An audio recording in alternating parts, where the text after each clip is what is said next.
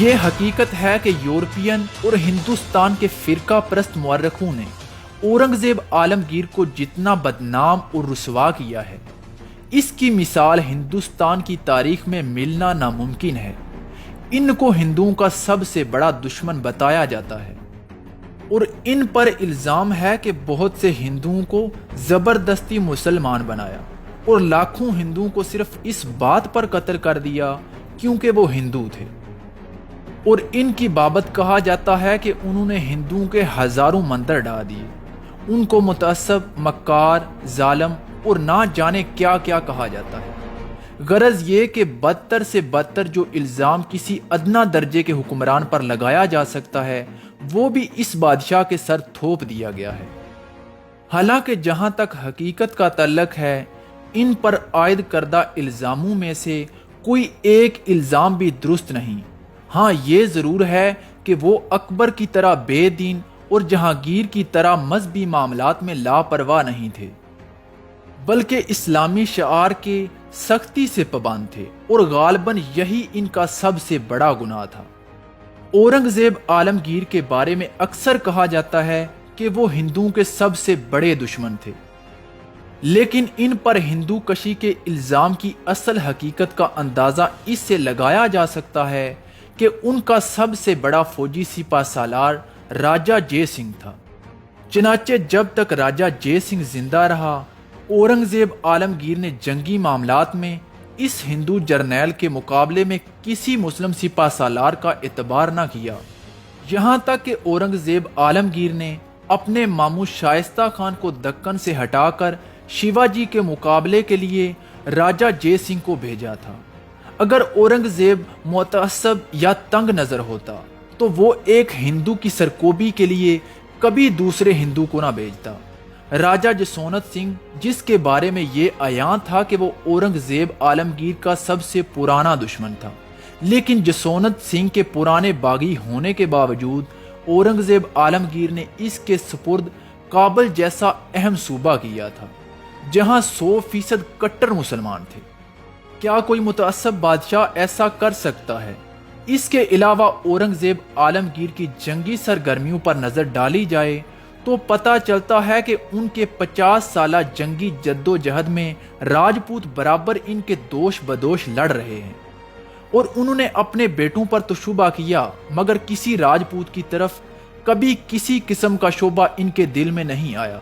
مہارانا اودے پور بہت سے راجاؤں کو متحد کر کے اورنگزیب عالمگیر کے خلاف اعلان بغاوت کر دیتا تھا، لیکن جب اسے شکست اور ناکامی ہوتی تو وہ اورنگزیب عالمگیر سے معذرت کر لیتا تھا، اور اورنگزیب عالمگیر خندہ پشانی کے ساتھ اسے گلے لگا لیتے تھے۔ اس کے علاوہ جودھ پور، اودے پور، کوچ بہار اور دوسری سینکڑوں ہندو ریاستیں جو اندرونی معاملات میں بالکل آزاد تھیں، اورنگزیب عالمگیر جوں کی توں برقرار رکھتا ہے۔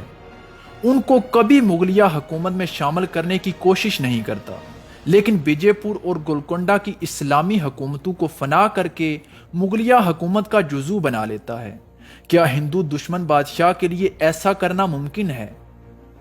اس کے علاوہ منصب، خطابات اور جاگیروں کی تقسیم میں اورنگزیب عالمگیر نے کبھی نہ کسی مسلمان میں امتیاز کیا اور نہ ہندو میں، سب کو کھلے دل کے ساتھ نوازا۔ مگر کیسا ستم ہے کہ پھر بھی اس کو ہندوؤں کا کٹر دشمن کہا جاتا ہے۔ کیا یہ اورنگزیب عالمگیر کے ساتھ کھلی نا انصافی نہیں ہے؟ اس سے یہ بات ثابت ہو جاتی ہے کہ یورپین اور ہندوستان کے فرقہ پرست مورخوں نے صرف ان کے خلاف نفرت پھیلانے کے لیے اس بادشاہ کو بدنام اور رسوا کیا ہے۔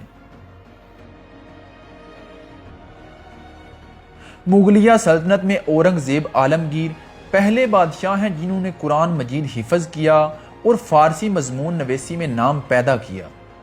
اس کے علاوہ گھڑ سواری، تیر اندازی اور فنون سپہ گیری میں بھی کمال حاصل کر لیا۔ 17 برس کی عمر میں 1636 عیسوی میں دکن کے صوبے دار مقرر ہوئے۔ اسی دوران میں آپ نے کئی بغاوتوں کو فروغ کیا اور چند نئے علاقے بھی فتح کیے۔ شاہ جہان کی بیماری کے دوران دارا شکوہ نے تمام انتظام حکومت اپنے ہاتھ میں لے لیے تھے۔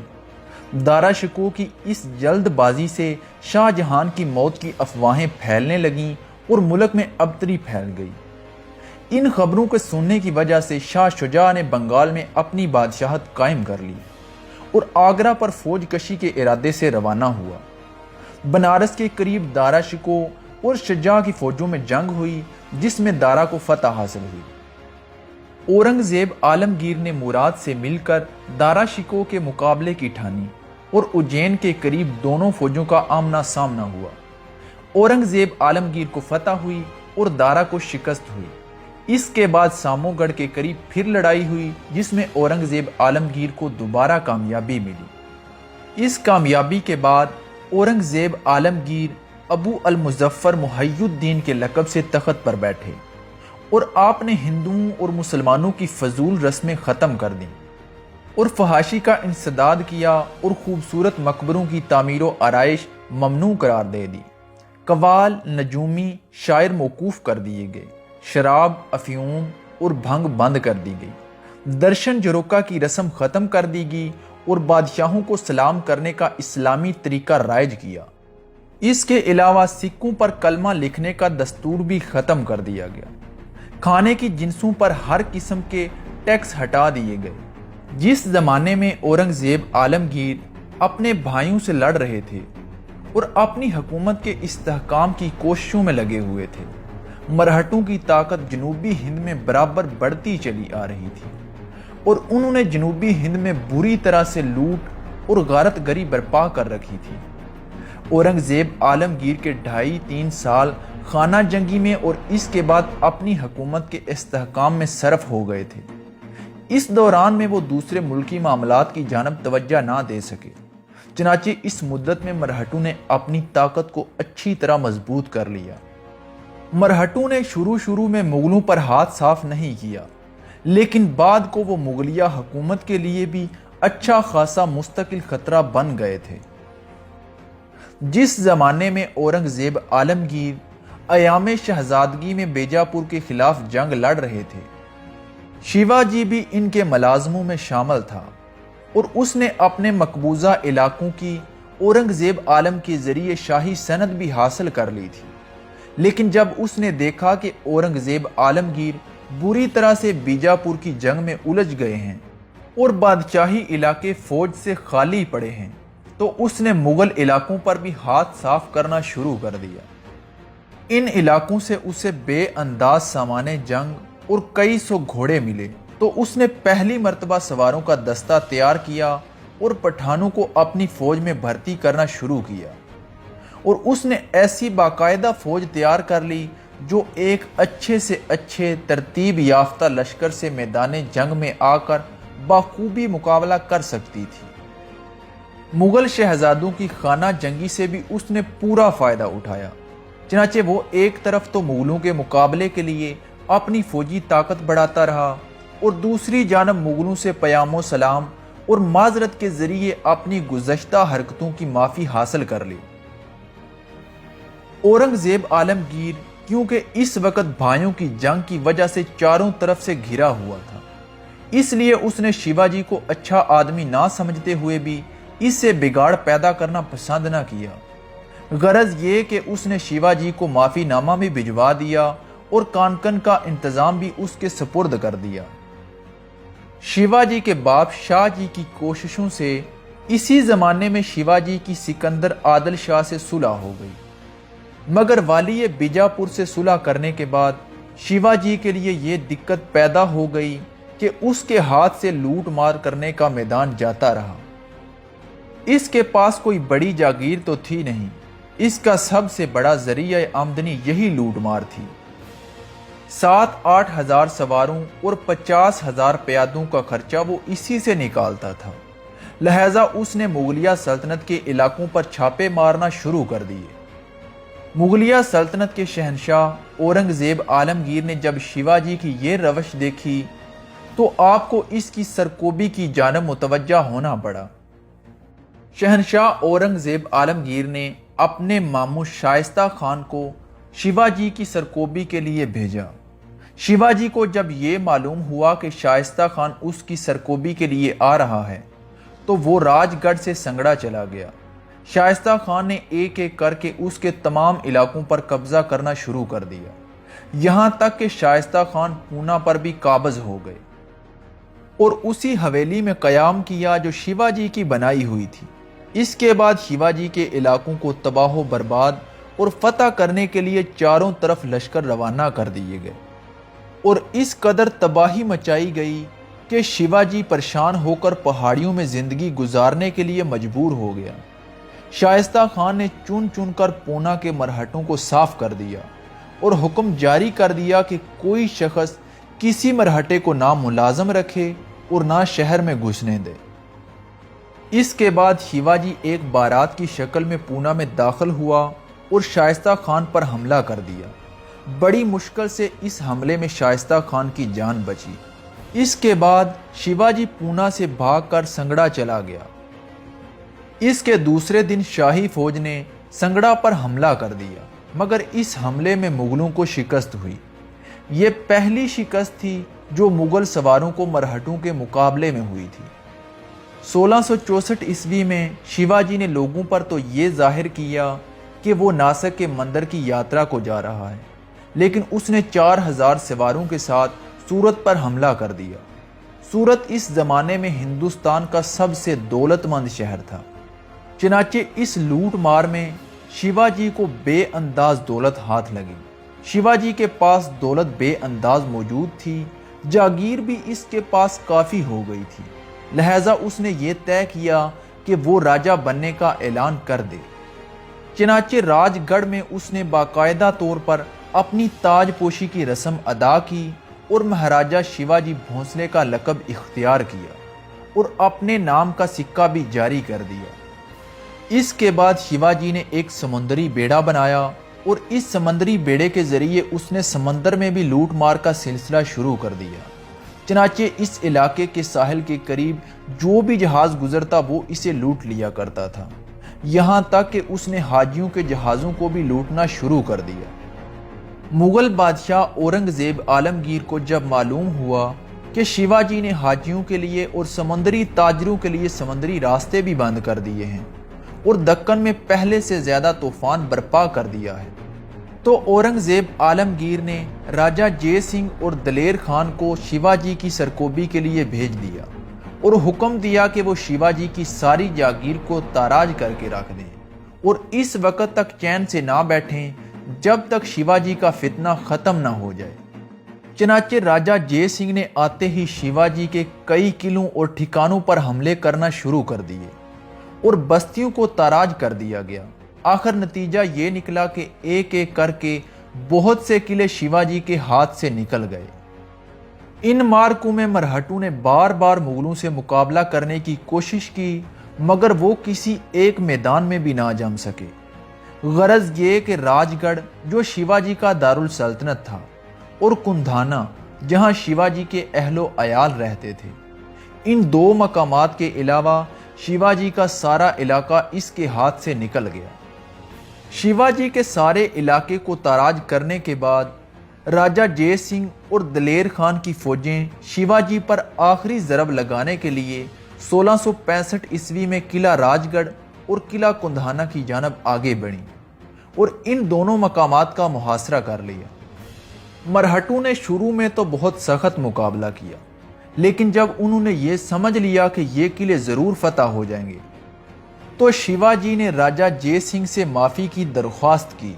راجہ جے سنگھ جو شیوا جی کو ایک مکار آدمی سمجھتا تھا، شروع میں تو معافی دینے سے انکار کرتا رہا، لیکن جب شیوا جی نے ہر طرح سے اپنی اطاعت اور بادشاہ کی خدمت گزاری کا یقین دلایا تو راجہ جے سنگھ نے شیوا جی کو اپنے پاس آنے کی اجازت دے دی۔ اس فتنے کو دبانے کے بعد اورنگزیب عالمگیر نے تبت کی فتح کے لیے لشکر روانہ کیے۔ پہلے تو راجہ کو اطاعت کے لیے کہا، جب وہ نہ مانا تو جنگ شروع کر دی۔ راجہ نے ابتدا میں تو معاملے کو ٹالنے کی کوشش کی، لیکن اس کے بعد اس نے اطاعت قبول کر لی۔ اسی سال ہی اورنگزیب عالمگیر کے حکم کے مطابق شائستہ خان بنگال کے صوبے دار نے ارکان اور چٹاگنگ پر حملہ کر کے وہاں کے راجاؤں اور پرتگیزیوں کو عبرتناک شکست دی اور چٹاگنگ پر بھی قبضہ جما لیا۔ اس کے بعد مغل لشکروں نے 1666 عیسوی میں راجہ جے سنگھ کی قیادت میں وجے پور پر چڑھائی کر دی۔ اس مہم کی بڑی خصوصیت یہ ہے کہ اس میں شیواجی اور بہت سے مرہٹا سردار بھی مغلوں کے ساتھ تھے، جنہوں نے بڑی بہادری کا ثبوت دیا اور بڑے بڑے کارنامے سر انجام دیے۔ اس مہم میں سب سے پہلی فتح مرہٹا سردار نیتا جی کو حاصل ہوئی۔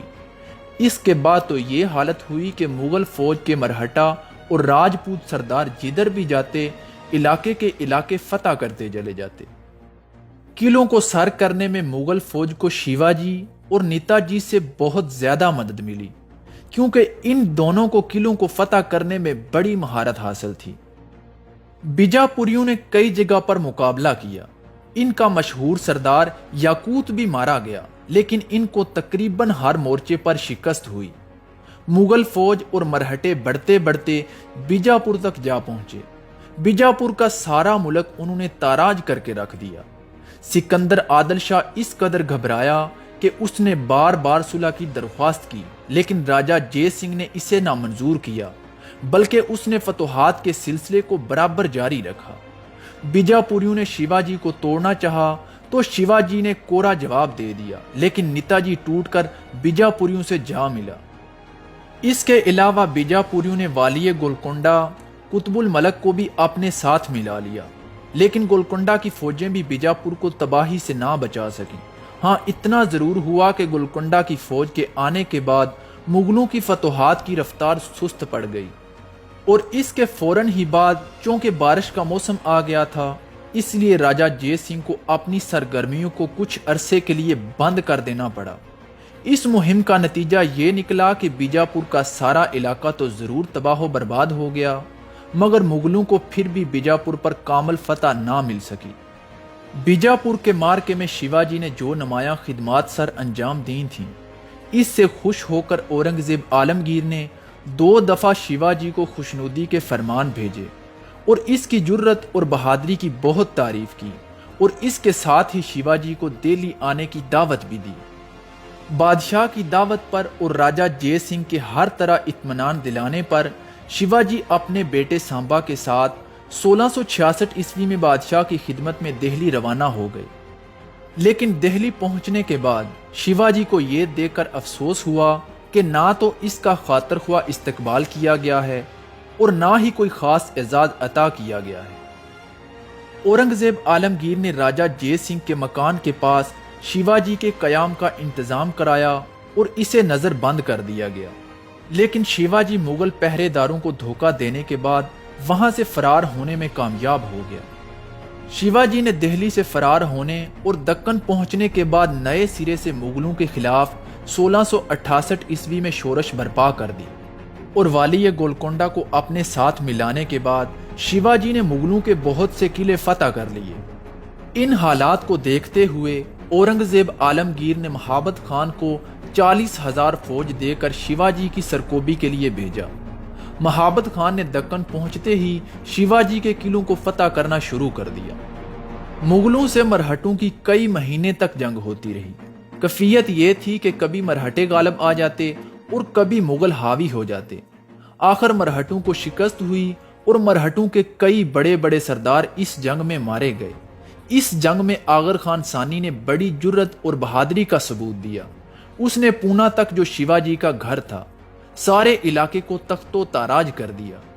مگر اس کے بعد شیواجی نے جب دوبارہ مغلوں کے خلاف شورش برپا کی تو مغلوں سے بہت سے علاقے چھین لیے، یہاں تک کہ شیواجی نے اپنے باپ کی اس جاگیر پر بھی قبضہ جما لیا جو کرناٹک اور میسور میں تھی اور جس پر شیواجی کا سوتیلا بائی قابض تھا۔ شیواجی نے اس طرح مرہٹوں کے لیے ایک وسیع اور دولت مند حکومت بنا دی جس کا مرہٹے اس سے قبل تصور بھی نہیں کر سکتے تھے۔ شیواجی کے مرنے کے بعد اس کی جانشینی کا جھگڑا چلا۔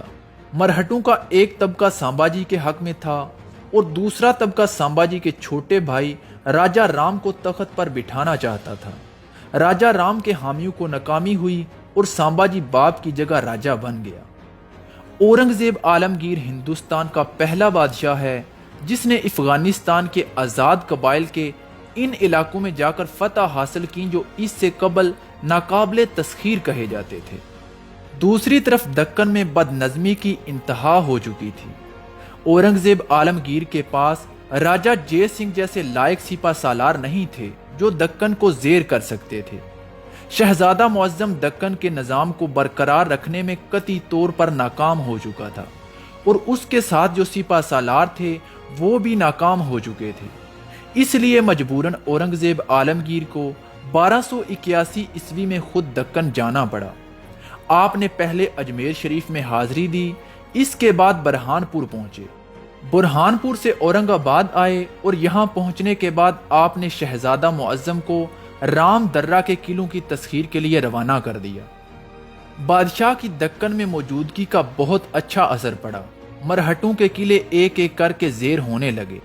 اس میں کوئی شبہ نہیں کہ مرہٹوں نے بڑی مردانگی کے ساتھ مقابلہ کیا، لیکن ایسی حالت میں جب کہ مغل بادشاہ اس ارادے سے دکن آیا تھا کہ وہ مرہٹوں کی طاقت کو کچلے بغیر چین سے نہیں بیٹھے گا، تو مرہٹے کہاں تک مقابلہ کرتے؟ آخر انہوں نے میدان میں آ کر مقابلہ کرنا چھوڑ دیا۔ غرض یہ کہ 3 سال کے اندر اندر 1684 عیسوی میں اورنگزیب عالمگیر نے اپنے بیشتر قلعے مرہٹوں سے واپس لے لیے۔ 1685 عیسوی میں اورنگزیب عالمگیر نے مرہٹوں سے بہت سے قلعے واپس لینے کے بعد اچانک اپنی مہم کا رخ مرہٹوں کے قدیم دوست والی گولکنڈہ کی جانب کر دیا، چونکہ اورنگزیب عالمگیر کو یہ خدشہ تھا کہ کہیں ایسا نہ ہو کہ جب وہ بیجاپور کی جانب یورش کریں تو مرہٹے اور گولکنڈہ والے متحد ہو کر مغلوں کے لیے پریشانیاں پیدا کر دیں۔ گولکنڈہ کی فوجوں نے ابتدا میں تو شاہی لشکر کا مقابلہ کیا، لیکن بعد میں ان کے پاؤں ایسے اکھڑے کہ مغل فوجیں حیدرآباد تک جا پہنچیں۔ گولکنڈہ کی مہم سے فارغ ہونے کے بعد اورنگزیب عالمگیر نے اپنی فوجوں کا رخ بیجاپور کی طرف کیا اور اسے بھی فتح کر لیا۔ اس کے بعد 1688 عیسوی میں مرہٹوں کے سردار سامبا جی کو گرفتار کر کے اورنگزیب عالمگیر نے قتل کرا دیا۔ مرہٹا قوم جس کو کہ سامبا جی کی نااہلیت نے مردہ بنا دیا تھا، سامبا جی کے قتل سے اچانک اس میں نئی لہر پیدا ہو گئی۔ چنانچہ مرہٹوں نے سامبا جی کے چھوٹے بھائی راجہ رام کو قید خانے سے نکال کر تخت پر بٹھا دیا اور مرہٹوں نے قسم کھائی کہ جب تک ہم مغلوں سے سامبا جی کے خون کا بدلہ نہ لے لیں چین سے نہیں بیٹھیں گے۔ مرہٹوں کو صرف سامبا جی اور راجہ رام کی نالائکیوں سے ہی نقصان نہیں پہنچا، بلکہ ان کی آپس میں خانہ جنگی نے بھی مرہٹا حکومت کو ختم کر ڈالا۔ ان کی خانہ جنگی کی وجہ یہ تھی کہ ہر مرہٹا سردار اپنے آپ کو شیواجی کا جانشین سمجھنے لگا تھا۔ اس کے علاوہ لوٹ کے مال پر بھی ایک دوسرے سے جھگڑے شروع ہو جاتے تھے، چنانچہ ان کے آپس کے جھگڑوں نے مرہٹا حکومت کو بالکل فنا کر کے رکھ دیا۔ جب مرہٹوں کی طاقت ٹوٹ گئی تو اورنگزیب عالمگیر نے مرہٹوں کے تمام قلعوں پر قبضہ کر لیا۔ غرض یہ کہ 1705 میں مرہٹا حکومت بالکل ختم ہو گئی، لیکن اس کے باوجود مرہٹا سرداروں کی شورش پسندی نے زمانہ دراز تک مغلوں کو کافی پریشان رکھا۔ اسی زمانے میں پرتگیزیوں نے ہگلی اور چٹاگنگ کی طرح ہندوستان کے مغربی ساحل پر بھی قلعے بنا لیے تھے۔ بادشاہ کو اطلاع ملی کہ پرتگیزی بھولے بھٹکے جہازوں کو لوٹ لیتے ہیں اور ہندوستانیوں کو عیسائی بنانے پر مجبور کرتے ہیں۔ اس کے علاوہ پرتگیزیوں کے بارے میں بہت سی شکایات موصول ہوئیں، تو اورنگزیب عالمگیر نے گلشن آباد کی فوج کو حکم دیا کہ وہ فوراً پرتگیزیوں کے اڈوں کو برباد کریں اور ان کے قلعوں پر قبضہ جما لیں۔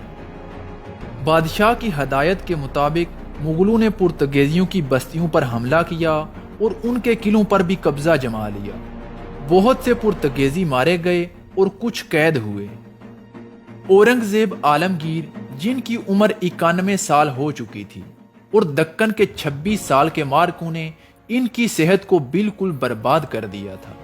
1707 عیسوی میں ایسے بیمار ہوئے کہ ان کو زندگی کی کوئی امید باقی نہ رہی۔